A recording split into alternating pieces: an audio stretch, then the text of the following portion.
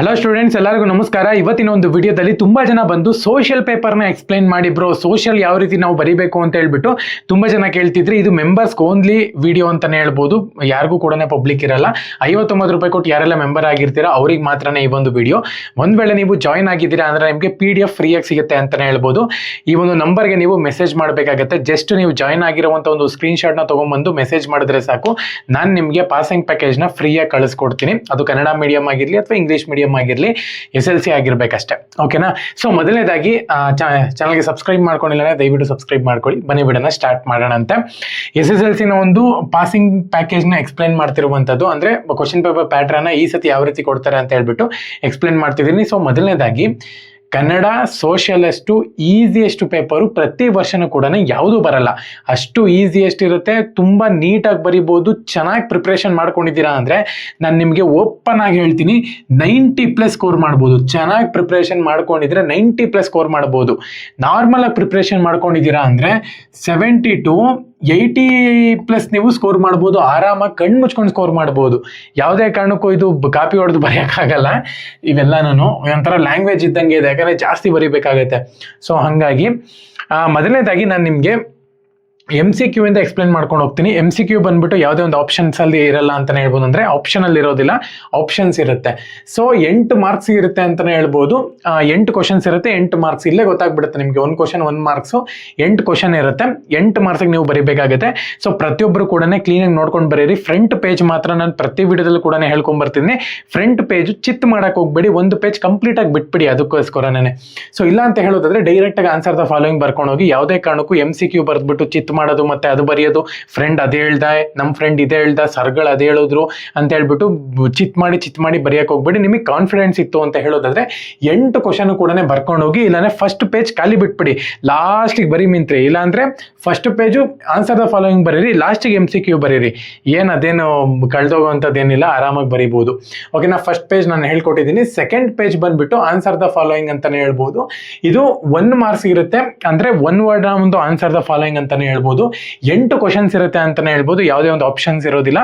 So 8 questions ಇರುತ್ತೆ, 1 ಮಾರ್ಕ್ಸಿಗೆ ಬರಿಬೇಕಾಗುತ್ತೆ. ತುಂಬಾ simple ಆಗಿ ಬರಿಬಹುದು. ಜಾಸ್ತಿ ಪುರಾಣ ಬರೆಯಕ್ಕೆ ಹೋಗ್ಬೇಡಿ.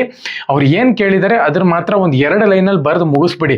ಅವ್ರಿಗೆ ಎಷ್ಟಿದ್ರು ಒಂದೇ ಮಾರ್ಕ್ಸೇ ಕೊಡೋದು. ನೀವು 4-5 ಲೈನ್ ಬರ್ದಿರ್ತೀರ, ಅದ್ರಲ್ಲಿ ಏನೂ ಇರಲ್ಲ 4 ಲೈನ್ ಬರೆಯಕ್ಕೆ. ಅದ್ರ ಹಿಂದೆ ಮುಂದೆ ಪುರಾಣ ತುರುಕ್ಬಿಟ್ಟು ಮಧ್ಯದಲ್ಲಿ ಮಾತ್ರ ಆನ್ಸರ್ ಬರ್ದಿದ್ರೆ ಅವರು ಅದನ್ನ ನೋಡೋದೇ ಇಲ್ಲ, ಮೇನ್ ಆನ್ಸರ್ ಮಾತ್ರ ನೋಡ್ತಾರೆ. ಸೊ ಹಂಗಾಗಿ ಲಾಂಗ್ ಕ್ವಶನ್ಸ್ ಹೇಳ್ತೀನಿ. ಮೇನ್ ಆನ್ಸರ್ 1 ವರ್ಡ್ ಅಲ್ಲಿ ನೀವು ಒಂದು 2 ಲೈನ್ ಬರೆದ್ಬಿಟ್ಟು ಎಷ್ಟು ಬೇಕೋ ಅಷ್ಟು ಮಾತ್ರ ಬರೀರಿ, ಸುಮ್ಮನೆ ಪುರಾಣ ಬರೆಯಕ್ಕೆ ಹೋಗ್ಬೇಡಿ. ಸೊ ಓಕೆ, ಇನ್ನ ಮೂರನೇದಾಗಿ answer the following 2 or 4 sentence ಅಂತ ಹೇಳಿದ್ದಾರೆ. ಇದರಲ್ಲಿ ಒಂದು ಸ್ವಲ್ಪ ಜಾಸ್ತಿ ಬರೀಬೇಕಾಗತ್ತೆ. ಸೊ ನೀವು ಇಲ್ಲಿ 2 ಕ್ವಶನ್ ಬರೀಬೇಕಾಗತ್ತೆ. 8 ಮಾರ್ಕ್ಸ್ ಇರುತ್ತೆ ಅಂತಾನೆ ಹೇಳ್ಬೋದು. 16 ಮಾರ್ಕ್ಸ್ ಸಿಗುತ್ತೆ ಇದರಲ್ಲೇ ಅಂತಾನೆ ಹೇಳ್ಬೋದು. ಸೊ 16 ಮಾರ್ಕ್ಸ್ ಸಿಗುತ್ತೆ ಅಂತ ಹೇಳೋದಾದ್ರೆ ಪೇಜ್ ತುಂಬಾ ಚೆನ್ನಾಗಿ ಬರ್ದಿರ್ಬೇಕಾಗತ್ತೆ. ಯಾವ ರೀತಿ ಬರೀಬೇಕು ಅಂದ್ರೆ, ಇದು ಪೇಜ್ ಅಂತ ಅನ್ಕೊಳ್ಳಿ. ಯಾಕಂದ್ರೆ 8 ಮಾರ್ಕ್ಸಿನ ಕ್ವಶನ್ ಅಂದ್ಮೇಲೆ ನಾರ್ಮಲ್ ಆಗಿ ಇಲ್ಲಿಂದ ಸ್ಟಾರ್ಟ್ ಮಾಡ್ಬೇಕಾಗತ್ತೆ. ಇವಾಗ 1 ಅಂತ ಹಾಕೊಂಡಿದ್ದೀರಾ ಅಂದ್ರೆ ಸ್ವಲ್ಪ ಮಧ್ಯದ ಫ್ರಂಟ್ ಅಲ್ಲಿ ಒಂದು ಸ್ವಲ್ಪ ಜಾಗ ಬಿಡಿ. ಓಕೆನಾ? ಈ ನಾರ್ಮಲ್ ಆಗಿ ಹಿಂಗೆ ಬರ್ಕೊಂಡು ಹೋಗಿ. ಸೊ ಇಲ್ಲಿಗೆ ಸ್ಟಾಪ್ ಮಾಡಿ. ಇಲ್ಲಿಗೆ ಸ್ಟಾಪ್ ಮಾಡಿಬಿಟ್ಟು ಇನ್ನ ಕಂಟಿನ್ಯೂ ಆಗಿ ಆನ್ಸರ್ ಇತ್ತು ಅಂದ್ರೆ ಇಲ್ಲಿಂದ ಸ್ಟಾರ್ಟ್ ಮಾಡ್ಕೊಂಡು ಹೋಗಿ ಮತ್ತೆ. ಓಕೆನಾ? ಅಥವಾ ಇಲ್ಲಿಂದ ಸ್ಟಾರ್ಟ್ ಮಾಡ್ಕೊಂಡು ಹೋಗಿ, ಮತ್ತೆ ಇಲ್ಲಿಗೆ ಬಂದು ನಿಲ್ಲಿಸಿ, ಮತ್ತೆ ಇಲ್ಲಿಂದ ಸ್ಟಾರ್ಟ್ ಮಾಡ್ಕೊಂಡು ಹೋಗಿ, ಮತ್ತೆ ಲಾಸ್ಟ್ ಆಗಿ 2 ಲೈನ್ ಬಂದ್ಬಿಟ್ಟು ನೀವು ಬಿಡಬೇಕಾಗುತ್ತೆ. ಲಾಸ್ಟ್ ಏನಕ್ಕೆ ಬಿಡಬೇಕು ಅಂದ್ರೆ ಹಿಂಗ್ ನೋಡಕ್ ಚೆನ್ನಾಗಿರುತ್ತೆ. ನೀವು ಡೈರೆಕ್ಟ್ ಆಗಿ ಹಿಂಗ್ ಬರ್ಕೊಂಡು ಹೋಗ್ಬಿಟ್ರೆ ಹಿಂಗೆ ಏನ್ ಚೆನ್ನಾಗಿರುತ್ತೆ ಹೇಳಿ ಹಿಂಗ್ ನೋಡಕ್ಕೆ. ಸೊ ಹಂಗಾಗಿ ಸ್ವಲ್ಪ ಆನ್ಸರ್ಸು ಇರಲಿ. ಮತ್ತೆ ನೀವು ಪರ್ಫೆಕ್ಟ್ ಆಗಿ ಬರ್ದಿದ್ದೀರಾ ಅಂದ್ರೆ 100% ಪರ್ಫೆಕ್ಟ್ ಆಗಿ ಬರ್ದಿದ್ದೀನಿ ಅಂದ್ರೆ ಆನ್ಸರ್ಸ್ ಎಲ್ಲನೂ ಕೂಡ ಹೈಲೈಟ್ ಮಾಡಿ. ಇವಾಗ ಆನ್ಸರ್ಸು ವಿಜಯನಗರ ಎಂಪೈರು ಅದು ಯಾವ್ದನ್ನಾಗ್ಲಿ ಒಂದು ಆನ್ಸರ್ಸ್ನ ಹೈಲೈಟ್ ಮಾಡಿ. ಸುಮ್ಮನೆ ಹಿಂಗ್ ಉದ್ದು ಮಾಡಕ್ ಹೋಗ್ಬೇಡಿ. ಯಾವ್ಯಾವ ಇಂಪಾರ್ಟೆಂಟ್ ಇರುತ್ತೋ ಪೆನ್ಸಿಲ್ ತಗೊಂಡು ಹೈಲೈಟ್ ಮಾಡ್ಬೇಕಾಗತ್ತೆ. ಓಕೆನಾ? ಈ ರೀತಿ ನೀವು 8 ಮಾರ್ಕ್ಸ್ ಬರೀಬೇಕಾಗತ್ತೆ. 1.5 ಪೇಜ್ ಬರೀಬೇಕು. ಓಕೆನಾ? ಅದಾದ್ಮೇಲೆ 4th ಮೈನಿಗೆ ಬರೋಣ ಅಂತ. ಆನ್ಸರ್ ದ ಫಾಲೋಯಿಂಗ್ 6 ಸೆಂಟೆನ್ಸ್ ಇದೆ ಅಂತಾನೆ ಹೇಳ್ಬೋದು. ಅಂದ್ರೆ ಮೂರು ಕ್ವಶನ್ ಬರೀಬೇಕಾಗತ್ತೆ. ನೀವು 9 ಮಾರ್ಕ್ಸ್ ಸಿಗುತ್ತೆ ಅಂತಾನೆ ಹೇಳ್ಬೋದು. ಸಾರಿ, 9 ಮಾರ್ಕ್ಸ್ ಇಂದ 3 ಕ್ವಶನ್ ಬರೀಬೇಕಾಗತ್ತೆ. 27 ಮಾರ್ಕ್ಸ್ ಸಿಗುತ್ತೆ. ಸೊ ಇದೇ ಮೇನ್ ಅಡ್ವಾಂಟೇಜ್ ನಿಮ್ಗೆ. ಅವಾಗ್ಲೇ ಹೇಳಿರೋ ಪ್ರಕಾರ ಏನಕ್ಕಪ್ಪ ಅಂದ್ರೆ ಲಾಂಗ್ ಆನ್ಸರ್ಸ್ಗಳನ್ನ ನೀವು ಕಿತ್ಕೊಂಡು ಬರೀಬಹುದು, ಮತ್ತೆ ಟೈಮ್ ಕನ್ಸ್ಯೂಮಿಂಗ್ ಜಾಸ್ತಿ ಇರುತ್ತೆ. ಸೊ ಹಂಗಾಗಿ ಇದನ್ನು ಅಷ್ಟೇ, ನೀವು 27 ಮಾರ್ಕ್ಸ್ ಸಿಕ್ತಿದೆ ಅಂದಮೇಲೆ ಇದೇ ಪ್ಯಾಟರ್ನ್ ಫಾಲೋ ಮಾಡ್ಕೊಂಡು 2 ಪೇಜ್ ಬರೀಬೇಕಾಗುತ್ತೆ. ಸೊ ಯಾವ್ಯಾವ ಇಂಪಾರ್ಟೆಂಟ್ಸ್ ಇರುತ್ತೋ ಅವನ್ನ ಹೈಲೈಟ್ ಮಾಡ್ಕೊಂಡು ಬರೀರಿ. ಓಕೆ, ನೆಕ್ಸ್ಟ್ 5th ಮೈನ್ ಬಂದ್ಬಿಟ್ಟು ಆನ್ಸರ್ ದ ಫಾಲೋಯಿಂಗ್ 8 ಸೆಂಟೆನ್ಸ್ ಅಂತ ಹೇಳಿದ್ದಾರೆ. 4 ಕ್ವಶನ್ಸ್ ಇರುತ್ತೆ, 4 ಬರಿಬೇಕಾಗುತ್ತೆ, 16 ಮಾರ್ಕ್ಸ್ ಸಿಗುತ್ತೆ ಅಂತಾನೆ ಹೇಳ್ಬೋದು. ಪ್ರತಿಯೊಬ್ಬರು ಕೂಡ ಚೆನ್ನಾಗಿ ಬರಿಬೇಕಾಗುತ್ತೆ. ಮೇನ್ ಆಗಿ ಅದೇ ತರನೇ 1.25 ಪೇಜ್ ಅಂತ ಬರೆದ್ರು ಸಾಕು. ಓಕೆನಾ, 4 ಕ್ವಶನ್ಸ್ ಇರುತ್ತೆ.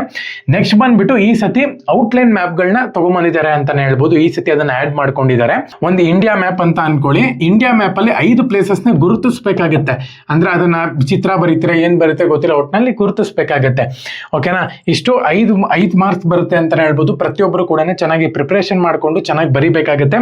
ಸೊ ಎಲ್ಲರಿಗೂ ಕೂಡ all the best. Passing package ಬೇಕು ಅಂತ ಹೇಳೋದಾದ್ರೆ ಈ 59 ರೂಪಾಯಿ ಪ್ಲಾನ್ ತಗೊಳ್ಳೋದ್ರಿಂದ ನಿಮ್ಗೆ ಫ್ರೀ ಆಗಿ ಸಿಗುತ್ತೆ ಅಂತಾನೆ ಹೇಳ್ಬೋದು. ಬಂದ್ ಮೆಸೇಜ್ ಮಾಡಿ, ಪ್ರತಿಯೊಬ್ಬರಿಗೂ ಕೂಡ ಫ್ರೀ ಆಗಿ ಸಿಗುತ್ತೆ. ಎಲ್ಲರಿಗೂ ಕೂಡ all the best. Jai Hind, Vande Mataram.